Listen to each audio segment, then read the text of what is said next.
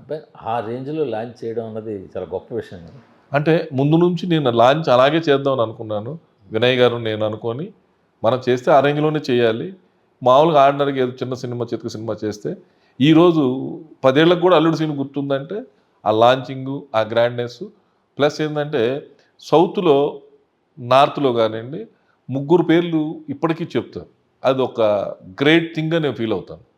First Dharmendra గారు బేతాబ్ తీశాడు వాళ్ళ అబ్బాయితోటి, గ్రాండ్ ఇంట్రడక్షన్. తర్వాత రాకేష్ రోషన్ కహోనా ప్యార్ హై, తర్వాత అల్లుడు సీను బెల్లంకొండ సురేష్ అంటారు.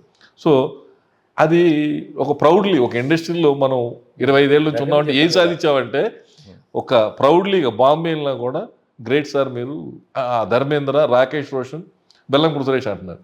సరే ఇంతకంటే ఇంకా ఆనందం ఏముంటుందండి లైఫ్లో. స్టార్టింగ్ చెప్పాను కదా, ఇండస్ట్రీలో చాలామంది సాధించలేని ఫిట్ అంటే ఇండస్ట్రీలో చాలామంది పిల్లల్ని హీరోలు చేశారు, వాళ్ళు పెద్ద పెద్ద హీరోలు అయ్యారు, అవన్నీ కాదు.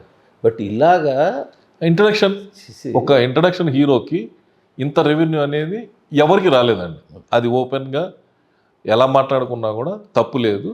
100% ఓపెనింగ్ ఫస్ట్ హీరో సినిమాకి అంత ఓపెనింగ్ రావటం అనేది రియల్లీ గ్రేట్. నేను ప్రౌడ్గా ఫీల్ అయ్యే. ఆ సినిమాకి పెద్ద పెద్ద హీరోయిన్లు ఎలా ఒప్పించారు? లేదండి, ఆ టైంలో సమంతాది 1-2 సినిమాలు రిలీజ్ అయినాయి. నేను వెళ్ళి మాట్లాడి కన్ఫర్మ్ చేసినాక ఆమె మార్కెట్ పెరిగింది. తర్వాత యాక్చువల్లీ ఇద్దరు హీరోయిన్ల కథ మేము అనుకుంది ఫస్ట్. అందుకని తమన్నాను కూడా టాప్ హీరోయిన్లే పెట్టాలనుకుని తమన్నాని పెట్టాం. అనుకోని కారణాల వల్ల అది ఒక హీరోయిన్ కథ అయింది. సో నేను వెళ్ళి తమన్నాని రిక్వెస్ట్ చేస్తే సరే మీకోసం చేస్తానని. నిజంగా గ్రేట్ అండి. ఆ రోజుల్లో తమన్నాది ఫస్ట్ సాంగ్, అదే ఐటమ్ సాంగ్ ఫస్ట్ సాంగ్. ఆమె ఎలా ఒప్పుకుందో నాకు తెలీదు.